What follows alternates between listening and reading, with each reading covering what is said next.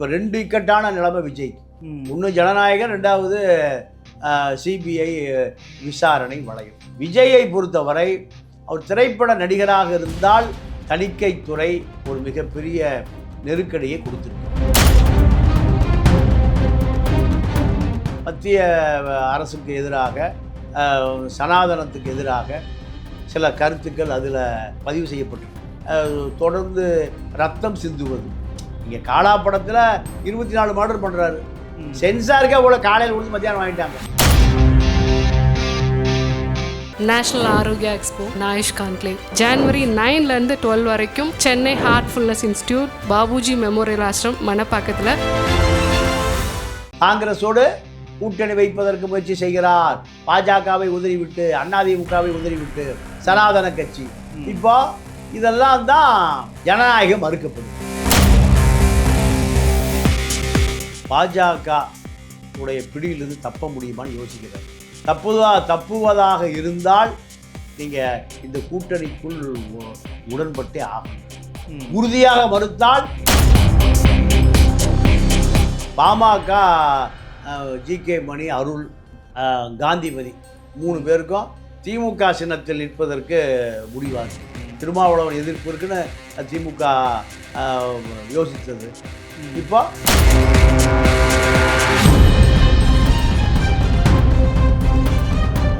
Reflect voice நேயர்களுக்கு வணக்கம். இன்றைய சிறப்பு நேர்காணலில் நாம் சந்திக்கின்ற சிறப்பு விருந்தினர் மூத்த பத்திரிகையாளர் தமிழா பாண்டியன் அவர்களை வரவேற்று நிகழ்ச்சிக்குள் செல்வோம். வணக்கம். வணக்கம். ஜனநாயகன் படம் ஜனவரி 9ஆம் தேதி வெளியிடப்படும் அப்படின்னு சொல்லி ஒரு எதிர்பார்ப்போடு இருக்க நிலையில் இப்போது வரையும் அந்த படத்திற்கான அந்த சென்சார் போர்டு அனுமதி வரவே இல்லை. படம் தள்ளி போக வாய்ப்பு இருக்குது அப்படின்ற மாதிரிலாம் பேசப்படுது. ஜனநாயகன் படத்துக்கு இதுவரையும் சென்சார் போர்டு அந்த அனுமதி வழங்காததை எப்படி பார்க்கறது? என்ன நடக்குது டெல்லியில்? ஜனநாயகன், பராசக்தி இரண்டுமே பொங்கல் வெளியீடு தான். பராசக்தி காலையில் அனுப்பப்பட்ட சென்சார் போர்டு மாலையே அதை விடுவித்து விட்டது. ஆனால் ஜனநாயகன் இதுவரை சென்சார் போர்டு உடைய அனுமதி பெறவில்லை. நீதிமன்றத்திற்கு போயிருக்காங்க விஜய் தரப்பு. நீதிமன்றம் பொங்கலுக்குள் எப்படியாவது வெளியிடுவதற்கு நீதிமன்றம் அனுமதி அளிக்கும் எதிர்பார்க்கப்பட்டிருக்கு. உயர்நீதிமன்றம் மறுத்தால் மேல்முறையீடு உச்ச நீதிமன்றம் போவதற்கும் இப்போ இந்த விசாரணை மேல்முறையீடு உச்ச நீதிமன்றத்திற்கு போவதற்கு கூட தயார் நிலையில் விஜயுடைய களம் ஒரு தடுமாற்றத்தில் உள்ளது. அதே நேரத்தில் விஜய்க்கு 12ஆம் தேதி சம்மன் அனுப்பப்பட்டது. 12ஆம் தேதி சம்மனுக்கு விஜய் ஆஜராக போவது இல்லை. கரூர் சம்பவத்துக்கு. ஆமாம். 2வது சம்மன் அனுப்பப்பட்டால் அதுக்கு ஆஜராக போவது இல்லை.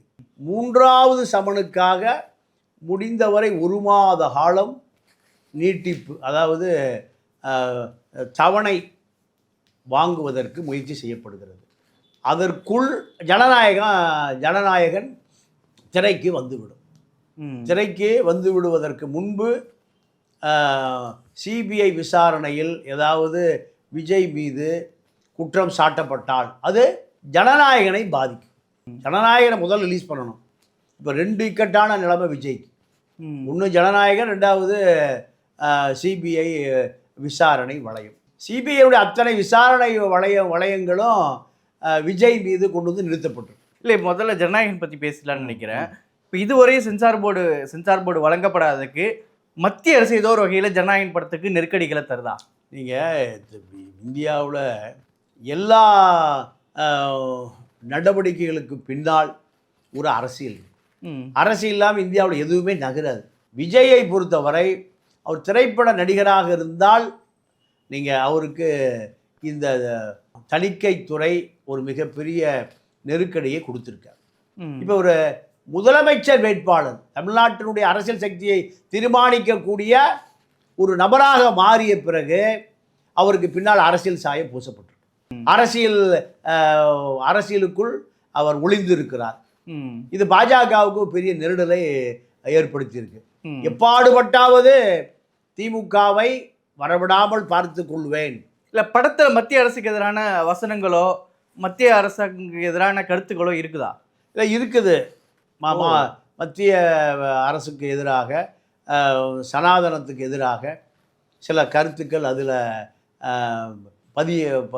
பதிவு செய்யப்பட்டிருக்கு. இப்போ இதெல்லாம் ஒரு காரணம். ரெண்டாவது மிகப்பெரிய பிராணிகள் சித்திரவதை, விலங்குகள் சித்திரவதை, அதை தாண்டி தொடர்ந்து ரத்தம் சிந்துவது. இங்கே காலா படத்தில் 24 மர்டர் பண்ணுறாரு. அதெல்லாம் அது எங்கே போகவே இல்லை. சென்சாருக்கே அவ்வளோ காலையில் கொடுத்து மத்தியானம் வாங்கிட்டாங்க. ரஜினி ஒரு பிஜேபி சங்கி, ரஜினி குடும்பம் ஆர்எஸ்எஸ்ஸை சார்ந்து, அதனால் அது அவர்களுக்கு ஒரு பெரிய இடையூறு. எப்போ வேணாலும் மோடியோடு பேச முடியும் ரஜினி. ரஜினி பொண்டாட்டி எப்போ வேணாலும் மோகன் பகாவத்தோடு பேச முடியும், லதா ரஜினிகாந்த். அதனால் அந்த படத்துக்கு எந்த இடையூறு இல்லை. ஆனால் விஜய் திமுகவை எதிர்க்கிறார், அதிமுகவை எதிர்க்கிறார், பாஜகவை எதிர்க்கிறார், காங்கிரஸோடு போக போகிறார். இது ஒன்று பத்தாதா? காங்கிரஸோடு கூட்டணி வைப்பதற்கு முயற்சி செய்கிறார், பாஜகவை உதறிவிட்டு, அதிமுகவை உதறிவிட்டு. இப்படியான செய்திகளை யார் பரப்புறா? ஆதவ அர்ஜுனாவே பரப்புறார். ஆதவ அர்ஜுனா விஜய்க்கு தெரியாமல், விஜயுடைய ஒப்புதல் இல்லாமல், காங்கிரஸ் தாயா நல்ல கட்சி, பாஜக தீண்டத்தகாத கட்சி, சங்கி கட்சி, சனாதன கட்சி. இப்போ இதெல்லாம் தான் ஜனநாயகம் மறுக்கப்படுகிறது. இப்போ தம்பி நரங்கடிக்காதீங்க. இப்போ விஜயை பொறுத்த வரைக்கும் விஜய்க்கு ஜனநாயகன் படத்தை எப்படியாவது ரிலீஸ் பண்ணிடணும். ஏன்னா பராசக்தி படம் ஒரு இந்திய எதிர்ப்பு போராட்டத்தை மையப்படுத்தி வருது. இந்த படத்துக்கு மத்திய அரசு எந்த விதமான சென்சார் போர்டு இந்த பிரச்சனைலாம் வரல. ஆனால் விஜய் படத்துக்கு இவ்வளோ இது பண்ணுறாங்கன்னா இப்போ ஜனநாயகனுடைய இந்த சென்சார் போர்டு தடைக்கு பின்னாடி திமுக ஏதாவது இருக்குதா? இல்லை, திமுகவுக்கு அதுக்கு சம்மந்தமே இல்லை. ஏன்னா இப்போ பராசக்தி படத்துக்கு சென்சார் கொடுக்குறோம், ஏன் ஜனநாயகனுக்கு இந்த மாதிரி இடையூறு பண்ணுறாங்க? அதுவும் மத்திய அரசுக்கு எதிரான படம் தானே. திமுக ஒன்றும் சென்சார் போர்டை கட்டுப்பாட்டில் வச்சிருக்கலையே. சென்சார் போர்டு யாருக்கு கட்டுப்பாட்டில் இருக்குது? மத்திய அரசு கட்டுப்பாட்டில். திமுக அப்போ அவரு இது பார்க்கக்கூடிய விஜய் ஃபேன்ஸுக்கு தெரியணுங்கிறதுக்காக தான் இந்த கேள்வி வச்சாங்க. அப்போ இந்த ஜனநாயகன் படத்துக்கு பின்னால் ஒரு மிகப்பெரிய அரசியல் ஒளிந்திருக்கு. விஜயை பொறுத்த வரைக்கும் எப்படியாவது இந்த அதிமுக என்டிஏ கூட்டணிகள் கொண்டு வந்தால்தான் திமுகவை ஒழிக்க முடியும். சரி, இப்போ விஜய்க்கு சம்மன் அனுப்பியிருக்கிறாங்க. 12ஆம் தேதி அவர் ஆஜராக மாட்டாரு. சிபிஐ இடத்துல என்ன எவிடன்ஸ் இருக்கு? விஜய் கார்னர் பண்றதா சொல்றாங்க. என்ன சிபிஐட்ட என்ன ஆதாரங்கள் வச்சு, என்ன விஜய் இதுல வந்து நெருக்கப்படுறாரா? என்ன நடக்குது அதில்? நீங்கள் சிபிஐ ஆதாரங்கள் பூரா தமிழக காவல்துறை ஆதாரங்கள் தான். நீங்கள் இந்த கூட்டம் ஆரம்பிப்பதற்கு முன்பு அனுமதி வழங்கிய ஜோஸ் தங்கையா அவரை சிபிஐ விசாரிக்கும். என்ன கேட்குதுன்னா, கூட்டம் எத்தனை மணிக்கு துவங்கி எத்தனை மணிக்கு முடியும், விஜய் எத்தனை மணிக்கு பேசி முடிப்பார், எவ்வளோ கூட்டம் வரும், இதை நீங்கள் முதல்ல கணிச்சிக்கலான்னு சிபிஐ அதிகாரிகள் எஸ்பி கேட்குறாங்க. இந்த கணிப்பை மாவட்ட செயலாளரும் பொதுச் செயலாளருமான மதியழகன் புஷி 2 பேர் தான் என்கிட்ட வர்றாங்க, அனுமதி கேட்டு வர்றாங்க. அப்போ இதே கேள்வியை நான் கேட்டேன். இந்த கேள்வியை எத்தனை மணிக்கு மேடை ஏறுவார், எத்தனை மணிக்கு கூட்டம் முடிப்பார், பொதுமக்களை உங்கள் கட்சிக்காரெல்லாம் தாண்டி பொதுமக்களை பாதுகாக்க வேண்டியது என்னுடைய கடமை. இப்போ நான் அவர் கேட்குற பொழுது 12 மணிக்கு வருவார், 3 மணிக்கு கூட்டம் முடிஞ்சிடும். நான் அப்படி தான் பத்திரிக்கை விளம்பரமே கொடுத்துருக்கோம். பத்திரிக்கை விளம்பரமே கொடுத்துருக்கோம். இதுதான் எங்கள் திட்டம். இதை ரிட்டனாக கொடுத்துருக்காங்க. அனுமதி கேட்கிற பொழுது இதை குறிப்பிட்டே எங்கிட்ட கொடுத்துருக்காங்க. ஆனால் விஜய் வீட்டிலேருந்து புறப்படும் போதே 12 மணிங்கிறத தொலைக்காட்சி பார்த்து தெரிஞ்சுக்கிட்டேன். அப்போ எப்படி இங்கே 12 மணிக்கு மேடை ஏறுவார், 3 மணிக்கு முடிக்க முடியும்? வாய்ப்பே இல்லை. அப்பொழுதுதான் நான் காவல்துறையை கீழ்நிலை அதிகாரிகளை நான் வந்து உஷார்படுத்தினேன். கூட்டம் விஜய் வருவதற்கு எப்படியும் 6 மணி ஆயிரும், தாமதமாகும். கூட்டம் அலை மோதிக்கொண்டே இருக்கும். வேலுச்சாமிபுரத்தில் பொறுத்த வரைக்கும் தொழிலாளர்கள் நிறைந்த பகுதி. அவன் சனிக்கிழமை சம்பளம் வாங்கிட்டு இங்கே தான் வருவான். இதை கட்டுப்படுத்த முடியாது, நம்ம ரொம்ப கவனமாக கையாளணும்னு சொன்னேன். அப்போது மதியழகன் தரப்பு என்ன சொல்லுதுன்னா, நாங்கள் தனியார் பாதுகாவலர்கள் ஒரு ஓய்வு பெற்ற போலீஸ் டிஎஸ்பி தலைமையில் ஒரு செக்யூரிட்டி சர்வீஸ், அதில் ஏறக்குறைய ஒரு 60 பேரை நாங்கள் நியமிச்சிருக்கோம். அவர்கள் இதை கட்டுப்படுத்துவார்கள். அப்போ கடைசியில் அவர்களே ஆளை காணோம். அப்படி ஒரு தனியார் செக்யூரிட்டி அமைப்பே அங்கே வரல. இல்லை, இதெல்லாம் கரூர் சம்பவத்துக்கு அப்புறம் தானே ஏற்பாடு பண்ணாங்க, முன்னாடியே இருந்துச்சா? இந்த அந்த கூட்டத்துக்கு தாங்க இதெல்லாம் நடந்ததுன்னா, கரூர் எல்லாம் முடிஞ்சு செத்து போன வர செக்யூரிட்டி வர இந்த செக்யூரிட்டி ஃபோர்ஸ் எல்லாம் கரூர் சம்பவத்துக்கு அப்புறம் தான் உருவாக்குனதா சொல்கிறாங்களே. இல்லை, எதுக்கு? வெறும் தடலை பார்த்துக்கிறக்கா, காலி இடத்தை பார்த்துக்கிறக்கா? அதாவது காவல்துறையிடம் இவர்கள் கொடுத்த ஸ்டேட்மெண்ட், காவல்துறையிட்ட தனியார் பாதுகாவலர்கள் நாங்கள் 50க்கு மேற்பட்டவர்களை நாங்கள் இதை கூட்டத்தை கட்டுப்படுத்துவதற்கு நியமிச்சிருக்கிறோம். எங்கிட்ட தன்னார்வ தொண்டர்கள் இல்லை. கட்சியினுடைய இளைஞரணி சீருடை அடைந்த இளைஞரணி இல்லை. அதனால் தனியார் பாதுகாப்பு நிறுவனத்தை அணுகி ஒரு ஓய்வு பெற்ற டிஎஸ்பி தலைமையில் 50க்கு மேற்பட்ட பாதுகாவலர்களை நாங்கள் நியமிச்சிருக்கோங்கிறாங்க. இப்போ அது யார் என்னன்னா அப்படி ஒரு ஆளே இல்லை. இதெல்லாம் இப்போ கூட்டம் நடந்த சனிக்கிழமை அன்று தான் இந்த கதை பூரா. அப்போது இது எல்லாமே தனியார் பாதுகாவலர் நியமிக்கக்கூடிய அளவுக்கு கூட்டம் வரும்னு கணிச்சிருக்கீங்க. காவல்துறைக்கு உடைய கட்டுப்பாட்டுக்கு இந்த கூட்டம் போகலை. இது எங்கே எப்படி சொல்கிறாங்கன்னா, பாண்டிச்சேரியில் நடந்த கூட்டத்தில் அந்த எஸ்பி அம்மா சொல்லுது, நீங்கள் இப்போ கரூரை 47 ரூபா செத்த மாதிரிலாம் நீங்கள் சொல்கிறது நான் கேட்க மாட்டேன், நான் சொல்கிறது நீ கேளுங்கன்னு புஷிட்டு சண்டை பிடிக்குதா, அந்த வீடியோ காமிக்கிறாங்க. அப்போது காவல்துறையினுடைய கட்டுப்பாட்டு வளையத்துக்குள் கரூரில் யாரும் நிர்வாகிகள் வரல. காவல்துறை ஏன்னா சிபிஐயும் காவல்துறை தான். அப்போ காவல்துறை ஒன்று சேர்ந்து இவங்க சொன்னால் கட்டுப்பட முடியல. சரி, குறைந்தபட்சம் மாநில அரசை கேட்குறாங்க சிபிஐ அதிகாரிகள், இந்த வண்டியை ஏன் சீஸ் பண்ணல, எதை கேரவன் வேணாம், அதுதான் அந்த குற்றம் நடந்த இடத்துல அதுதான் எவிடன்ஸு. காரே உள்ளே போக முடியாது, அவ்வளோ நெருக்கடி. இவ்வளோ பெரிய வேனை ஏன் உள்ளே கொண்டு போனீங்க, அது ஏன் அனுமதிச்சின்னு கேட்குறாங்க. நாங்கள் கட்டுப்படுத்த முடியல, எங்களுடைய கட்டுப்பாடுனால் நாங்கள் ரத்து சார்ஜ் பண்ணணும். நாங்கள் பல இடங்களை கூட திருப்பி அனுப்பிச்சோம். பல இடங்களில் 3 இடத்த அவங்க சொல்கிறாங்க கூட்டத்தில் திருப்பி அனுப்பினோம். ஆனாலும் கூட்டம் விஜயை பார்க்குறதுக்கு முண்டி அடித்து கொண்டு முன்னேறுகிறதை எங்களால் தடுக்க முடியல. ஒரு அம்மா கார் டயரில் ஏறி உட்காந்து என் பிள்ளைய காணோம், எப்படியாவது பிள்ளை வீட்டுக்கு கொடுத்துட்டு தான் அந்த வண்டி எடுத்துகிட்டு போகணுன்னு அந்த அம்மா காருக்கு கேரவன் வேனுக்கு முன்னாடி படுத்துருச்சு. என் மகளை காணோம், செத்து போச்சா உயிரோடு காண தெரியலேன்னு. அப்போ இதை போய் விஜய்கிட்ட சொல்கிறாங்க, அப்போ அதை கண்டுபிடிச்சி கொடுங்கப்பா அப்படி சாதாரணமாக சொல்கிறாரு. அப்போ உங்களுக்கு ஏதாவது தகவல் வந்துருச்சா? இப்படி பல கேள்விகளுக்கு அத்தனையும் நீள்ற இடம் யார்? விஜய் தான். அப்போ விஜய் மீது ஏன் வழக்கு பதிவு செய்யக்கூடாது என்கின்ற அளவுக்கு நிலைமை வந்துருச்சு. எஃப்ஐஆர் ஏன் போடக்கூடாது, ஏன் உங்களை கைது செய்யக்கூடாது? நீங்கள் தான் இத்தனை குற்ற நிகழ்வுகளுக்கும் 41 பேருடைய மரணத்திற்கு நீங்கள் தான் முழு காரணம். அத்தனை பேரையும் கட்டுப்படுத்தியது நீங்கள் தான். கட்சிக்காரன், மாவட்ட செயலாளர், பொதுச் செயலாளர், ஆதவர்ஜனா எல்லாம் என்ன சொல்கிறாங்க, எங்களுக்கு மெட்ராஸ் உத்தரவு வந்து. சரி, இப்போது ரொம்ப நீண்ட காலமாக பேசப்பட்டது நக்கீரனில் தொடர்ந்து போடக்கூடிய விஷயம், உள்ளே வந்து ஒரு ஷூட்டிங் இது நடந்தது அப்படின்னு சொல்கிறாங்கல்ல, இப்போ அதெல்லாம் இந்த சிபிஐ விசாரணையில் பேசப்பட்டிருக்கு. அதை பற்றி என்ன நல்லா வரும்? இல்லை, அது அவர் அந்த டிரைவர்கிட்ட ஒரு மணி நேரம் 1.5 மணி நேரம் அவர்கிட்ட ஒரு வாக்குமூலம் வாங்கியிருக்காங்க. இந்த வாக்குமூலம் தான் இந்த கரூர் சம்பவத்துக்குள்ள சஸ்பென்ஸ்.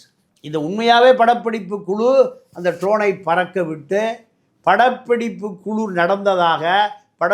நடந்ததாக உள்ள இந்த தொழில்நுட்ப கலைஞர்கள்லாம் இருந்ததாக உறுதி செய்யப்பட்டால் நீங்கள் கண்டிப்பாக விஜய்க்கு ஒரு மிகப்பெரிய ஆயுள் தண்டனை கிடைக்கும். அப்போ இந்த கூட்டம் நடத்துகிற பொழுது, பொதுக்கூட்டம் நடத்துகிற பொழுது திரைப்பட படப்பிடிப்புக்கான முயற்சி நடந்தது. அப்போ கூட்டம் செதறி போகக்கூடாதுன்னு தான் படப்பிடிப்பு குழு விரும்புவான். அப்போ சங்கிலி கட்டினதெல்லாம் அதுக்கு தான். குறுகிய இடத்துல இவ்வளோ பெரிய கூட்டத்தை சேர்த்ததெல்லாம் திட்டமிட்டு தான் சேர்த்துருக்கீங்க. இந்த குற்றங்களெல்லாம் உறுதியாக்கப்பட்டால் விஜய் தான் குற்றவாளி. விஜய் தான் திட்டமிட்டு இந்த கூட்டத்தை கூட்டினார், நெருக்கடியை ஏற்படுத்தினார், படப்பிடிப்பு நடத்தினார், திட்டமிட்டு தாமதமாக வந்தார். இப்படி பல சட்ட சரத்துக்கள் விஜயை நோக்கி நீள்வதற்கு வாய்ப்பு இருக்குது. இப்போ விஜயோட நிலைப்பாடு இப்போ என்னவாக இருக்கும்? இப்போ இந்த விஷயங்கள் அடுத்த கட்டமாக எதை நோக்கி போகுது? அப்போது அவரை பொறுத்த வரைக்கும் பாஜக உடைய பிடியிலிருந்து தப்ப முடியுமான்னு யோசிக்கிறார். தப்புவதாக இருந்தால் நீங்கள் இந்த கூட்டணிக்குள் உடன்பட்டே ஆகணும்.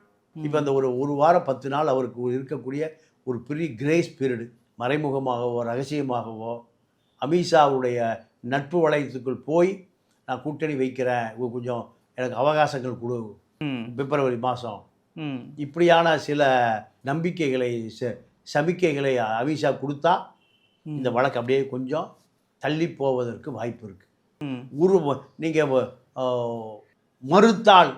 உறுதியாக வழக்கு உறுதியாக கடுமையான விளைவுகளை சந்திக்க வேண்டி வரும். இப்போ என்ன மாதிரி டிமாண்ட் பாஜக தரப்பில் விஜய்க்கு வைக்கிறாங்க?